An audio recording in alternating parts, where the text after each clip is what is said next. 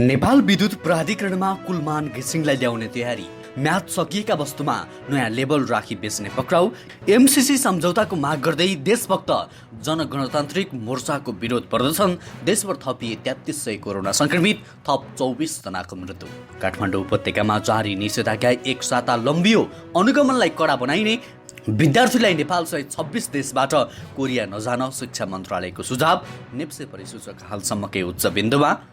मध्यपश्चिम विश्वविद्यालयका सबै परीक्षा पुनः एक साताका लागि स्थगित, बिजुली कटौतीको समस्याले हैरानीमा इलाम, कक्षा 12 को परीक्षा निर्धारित मितिमै हुने, हल्लाको पछि नलाग्न बोर्डको आग्रह। वेश्यावृत्तिमा संलग्न गराएको अभियोगमा 2 महिला पूर्व पक्षका लागि थुनामा, पूर्व कप्तान पारस खड्काले अन्तर्राष्ट्रिय क्रिकेटबाट लिए सन्यास, युए प्रवेश गर्ने नेपालीले क्युआर कोड भएको खोपको प्रमाणपत्र बोक्नुपर्ने, 41 वटा राजनीतिक दलको दर्ता खारेज। नेपाली सेनाको 233 जनाको टोली सुडान प्रस्थान, खोप केन्द्रबाट संक्रमणको जोखिम बढ्यो, व्यवस्थित बनाऊ स्वास्थ्य मन्त्रालयको भनाई। सरकारले गर्यो भूमि सम्बन्धी समस्या समाधान आयोग खारेज, छोरा जन्माउन ज्यानै जोखिममा। टोकियो ओलम्पिक फुटबलमा ब्राजिल र स्पेन फाइनलमा, हितेन्द्र देव भन्छन् मलाई 4 वर्ष नियुक्त गरिएको हो, राजीनामा दिन्न। गोरुक्याटोको अभियोगमा 6 जना पक्राउ, प्रधान सेनापति थापासँग अमेरिकी राजदूतको भेट। दर्शक वृन्द नमस्कार, युट्युब च्यानल इन्फो खबरमा तपाईलाई हार्दिक स्वागत छ। आज पनि केही महत्त्वपूर्ण दिनभरिका काम लाग्ने समाचारको साथमा म सन्तोष कठायत उपस्थित भइसकेको छु। पुरा समाचार अत्यन्तै धेरै महत्त्वपूर्ण भएकाले अन्तिमसम्म हेर्नुहोला र समाचारलाई लाइक गर्न, कमेन्ट गर्न र कुन ठाउँ, कुन देश र कुन जिल्लाबाट यति बेला प्रत्यक्ष रूपमा हेरिरहनु भएको छ कमेन्टमा जानकारी गराउन नबिर्सिनुहोला। समाचारको सुरुमा कुलमान घिसिङको प्रसङ्ग। सरकारले नेपाल विद्युत प्राधिकरणको कार्यकारी निर्देशकमा फेरि कुलमान घिसिङलाई ल्याउने तयारी गरेको छ। ऊर्जा, जलस्रोत तथा सिँचाइ मन्त्री पम्फा भूषालले मङ्गलबार मात्र प्राधिकरणका कार्यकारी निर्देशक हितेन्द्र देव साक्यलाई राजीनामा दिएर सहयोग गर्न आग्रह गरेकी थिइन्। उनले बालुवाटारमा प्रधानमन्त्री शेरबहादुर देउवाको उपस्थितिमा कार्यकारी निर्देशक साक्यलाई बोलाएर राजीनामा माग गरेकी हुन्। कार्यकारी निर्देशक साक्यले भने केही जवाफ दिएका छैनन्, तर प्रधानमन्त्री देउवाले नमागेको कारण राजीनामा नदिने निकटवर्तीहरूसँग बताएका छन्। प्रधानमन्त्रीको निजी सचिवालयले भने साक्य हटेपछि कुलमान घिसिङलाई नियुक्त गर्ने प्रक्रिया अगाडि बढाउन ऊर्जा मन्त्रीलाई निर्देशन दिइसकेको बताएको छ। कुलमान घिसिङलाई प्राधिकरणमा फर्काउन नेकपा माओवादीका अध्यक्ष पुष्पकमल दाहाल प्रचण्डले प्रधानमन्त्री देउवासँग छलफल गरेका थिए। अघिल्लो कार्यकालको कार्य सम्पादनको आधारमा पुनः नियुक्त गर्न तत्कालीन प्रधानमन्त्री केपी शर्मा ओलीलाई पनि प्रचण्डले पटक पटक आग्रह गरेका थिए, तर ओलीले प्रतिस्पर्धा प्रक्रियाको बहाना बनाएर घिसिङलाई नियुक्ति दिन अस्वीकार गरेका थिए। तर साक्यलाई भने ओलीले कुनै पनि प्रतिस्पर्धा नै नगराई सोझै नियुक्ति दिएका थिए। नयाँ सरकार बनेपछि नै प्रचण्डले कुलमानलाई पुनः प्राधिकरणमा गएर काम गर्ने तयारी थाल्न भनेको स्रोतले बताएको छ। दर्शकबिन, कुलमान घिसिङ विद्युत प्राधिकरणको कार्यकारी निर्देशकमा नियुक्त हुनैपर्छ भन्ने कतिजना हुनुहुन्छ? कृपया कमेन्टमा हाजिर गर्नुहोला र सँगै कुलमान घिसिङ पुनः पनि विद्युत प्राधिकरणमा नियुक्त हुनैपर्छ भन्नुहुन्छ भने कृपया दबाब स्वरूप कमेन्टमा सबैजनाले वी वान कुलमान घिसिङ भनेर कमेन्ट गर्न नबिर्सिनुहोला। त्यसैगरी अब अर्को समाचारतर्फ लागौँ। नेपालमा पछिल्लो 24 घण्टाको अवधिमा 3383 जनामा कोरोना भाइरसको संक्रमण पुष्टि भएको छ। स्वास्थ्य तथा जनसङ्ख्या मन्त्रालयका अनुसार 16718 नमुनाको पिसिआर तथा एन्टिजेन विधिबाट परीक्षण गर्दा सो सङ्ख्यामा संक्रमित थपिएका हुन्। यो सँगै नेपालमा कोरोना संक्रमितको सङ्ख्या 7,02,097 पुगेको छ। आज देशभर 32,049 जना सक्रिय संक्रमित रहेका छन्। आज 1,994 जना संक्रमणबाट मुक्त भएका छन्। यो सँगै निको हुनेको सङ्ख्या 6,60,116 पुगेको छ। नेपालमा थप 24 जनाको संक्रमणका कारण निधन भएको छ। त्यसैगरी अब अर्को समाचार। म्याद सकिएका कस्मेटिक तथा सवारी साधन सफा गर्ने वस्तुमा नयाँ मिति राखेर बजारमा बिक्री गर्ने 2 जनालाई प्रहरीले पक्राउ गरेको छ। वाणिज्य, आपूर्ति तथा उपभोक्ता संरक्षण विभागले नेपाल प्रहरीको सहयोगमा अविनाश अग्रवाल र महावीर गुजार भारतीय नागरिकलाई पक्राउ गरेको हो।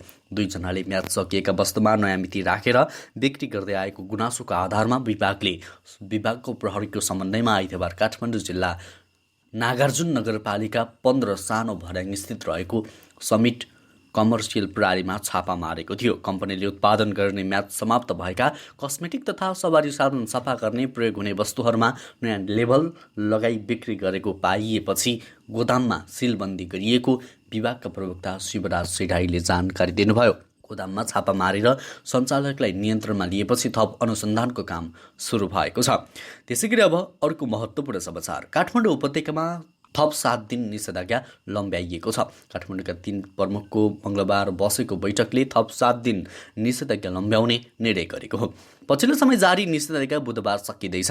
सबै निर्णयहरू पहिलेकै कायम गरी निषेधाज्ञालाई लम्ब्याउने निर्णय गरेको काठमाडौँका प्रमुख जिल्ला अधिकारी कालीप्रसाद पराजुलीले जानकारी दिएका छन्। पहिलेकै निर्णयहरूलाई कडाइका साथ पालना गर्ने गरी 1 हप्ता निषेधाज्ञा थपेका छौँ उनले भने। मङ्गलबार मात्रै प्रशासन कार्यालयले निषेधाज्ञाको उल्लङ्घन गर्ने र स्वास्थ्य मापदण्डको पालना नगर्नेलाई कडा कारबाही गर्ने चेतावनी दिएको थियो। त्यसैगरी अब परीक्षा स्थगित भएको प्रसङ्ग, मध्यपश्चिम विश्वविद्यालयका सम्पूर्ण परीक्षा पुनः 1 साताका लागि स्थगित गरिएको छ। साउन 12 गतेसम्म सञ्चालन गर्ने भनिएका विभिन्न संकायका परीक्षा विश्वविद्यालयले सूचना जारी गर्दै 1 साताका लागि स्थगित गरेको थियो। परीक्षा व्यवस्थापन कार्यालयले मङ्गलबार अर्को सूचना जारी गरी पुनः 1 साताका लागि परीक्षा स्थगन गरिएको जानकारी दिएको छ। संयुक्त विद्यार्थी सङ्गठनले विभिन्न माग राख्दै निरन्तर आन्दोलनमा रहेको र वार्ता टुङ्गोमा पुग्न नसक्दा परीक्षा स्थगित गरिएको हो। परीक्षा व्यवस्थापन कार्यालयको 11 गतिको सूचना अनुसार 1 हप्ता पछाडि सारिएको परीक्षा निर्धारित समयमा सम्पन्न गर्न तत्पर रहँदै पनि असामान्य परिस्थितिका कारण पूर्व निर्धारित परीक्षाका कार्यक्रम पुनः 1 हप्ताका लागि सारिएको छ। परीक्षा व्यवस्थापन सहप्रमुख नरेन्द्र प्रकाश साउदद्वारा जारी विज्ञप्तिमा यो कुरा उल्लेख गरिएको छ। त्यसैगरी अब अर्को समाचार, इलाममा माई खोला, पुवा खोला, जोगमाई र देउमाई 4 खोला छन्। यी खोलाहरूबाट दर्जन बढी जलविद्युत परियोजना सञ्चालन र निर्माणाधीन अवस्थामा छन्। तर यति बेला इलामका धेरै क्षेत्रमा विद्युत अनियमित कटौती हुने समस्या चरम अवस्थामा पुगेको छ। इलामका ग्रामीण क्षेत्रमा अधिकांश समय बिजुली नआउने स्थानीयहरूको गुनासो छ। दिनमा पटक पटक बिजुली आपूर्ति बन्द हुँदा दैनिक जनजीविकादेखि उद्योग धन्दा समेत प्रत्यक्ष असरमा पुगेको उनीहरू बताउँछन्। तर पटक पटक बिजुली आपूर्ति अवरोध हुँदा चिया प्रशोधनमा समस्या भएको जसबिरी चिया प्रशोधनका सञ्चालक शरद सुब्बा बताउँछन्। कुनै सूचना बिना नै पटक पटक बत्ती जाँदा एकदमै समस्या भएको छ। सुब्बाले भन्छन्, यसले हामी जस्ता उद्योग सञ्चालन गर्नेहरूलाई लाखौँ नोक्सान भएको छ। त्यसैगरी अब हितेन्द्रदेव साक्यको प्रसङ्ग, नेपाल विद्युत प्राधिकरणका कार्यकारी निर्देशक हितेन्द्रदेव साक्यले राजीनामा दिन अस्वीकार गरेका छन्। प्रधानमन्त्री शेरबहादुर देउवाले प्राधिकरणमा कुलमान घिसिङलाई ल्याउन निर्देशन दिएपछि ऊर्जा, जलस्रोत तथा सिँचाइ मन्त्री पम्पा भूषालले साक्यको राजीनामा माग गरेकी थिइन्। कार्य सम्पादन राम्रो नभएको कारण प्रधानमन्त्रीकै अगाडि राखेर ऊर्जा मन्त्रीले राजीनामा माग गर्नुभएको थियो, स्रोतले भन्यो। तर उहाँ मलाई 4 वर्षका लागि नियुक्त गरिएको हो, राजीनामा दिन्न भनेर बाहिरिनुभयो। त्यसैगरी अब अर्को समाचार, स्वास्थ्य तथा जनसङ्ख्या मन्त्रालयले कोभिड-19 विरुद्धको खोप अभियानलाई थप प्रभावकारी बनाउन साथै प्रदेशका स्वास्थ्य निर्देशनालय र 77वटै जिल्लाका स्वास्थ्य कार्यालयहरूलाई निर्देशन दिएको छ। खोप केन्द्र व्यवस्थित बन्न नसक्दा सङ्क्रमण फैलिन सक्ने जोखिम बढेको भन्दै मन्त्रालयले आवश्यकता अनुसार खोप केन्द्र विस्तार गरी हरेक खोप केन्द्रमा भौतिक दूरी कायम गरी जनस्वास्थ्यको मापदण्ड कडाइका साथ पालना गराउन निर्देशन समेत दिएको छ। मन्त्रालय अन्तर्गतको स्वास्थ्य सेवा विभागका महानिर्देशक डाक्टर दिपेन्द्र रमण सिंहले विज्ञप्ति जारी गर्दै कोरोना खोप अभियान तथा सञ्चालन र व्यवस्थापनबारे माथिल्लो निकायमा जानकारी गराउनका लागि सबै स्वास्थ्य कार्यालयले सम्पर्क व्यक्ति तोक्न निर्देशन दिएका छन्। मन्त्रालयले तोकेका लक्षित समूहलाई मात्रै कोरोना खोप दिने व्यवस्था कडाइका साथ लागू गर्न समेत भनिएको छ। त्यसैगरी अब एमसिसीको प्रसङ्ग, एमसिसी खारेजीको माग गर्दै देशभक्त जनगणतान्त्रिक मोर्चा नेपालको बागमती प्रदेश समितिले काठमाडौँमा विरोध प्रदर्शन गरेको छ। मोर्चाले मङ्गलबार हिजो एमसिसी सम्झौताको विरोध तथा दार्चुला तुइन घटनाको विरुद्ध काठमाडौँ माइतीघर मण्डलामा प्रदर्शन गरेको हो। विरोध कार्यक्रममा देशभक्त जनगणतान्त्रिक मोर्चा नेपालका संयोजक सीपी गजुरेलले राष्ट्रहित विपरीत वर्तमान सरकारले अमेरिकन सहायता परियोजना मिलेनियम च्यालेन्ज कर्पोरेसन अघि बढाउन खोजेको आरोप लगाएका छन्। त्यस्तै उनले प्रधानमन्त्री संसदबाट एमसिसी पारित गराउन माओवादीसँग सहयोग मागेको जानकारी आएको बताएका छन्। त्यसैगरी अब कक्षा 12को प्रसङ्ग, कक्षा 12को परीक्षा निर्धारित मितिमै गर्ने तयारी अन्तिम चरणमा पुगेको राष्ट्रिय बोर्डले जनाएको छ। कक्षा 12को परीक्षा अन्यलमा परेको तथा अकस्मात स्थगित भएको भनेर आएका खबरहरूको हल्ला मात्रै भएको बोर्डका परीक्षा नियन्त्रक कृष्ण प्रसाद शर्माले उज्यालोलाई जानकारी दिनुभयो। हिजो कोरोना संक्रमणको दर बढ्दै गएकाले परीक्षा भर्चुअल वा भौतिक कसरी सञ्चालन गर्ने भन्ने विषयमा छलफल भइरहेको पनि मन्त्रालयले जनाएको थियो। तर बोर्डले भौतिक रूपमै परीक्षा हुने जनाएको छ।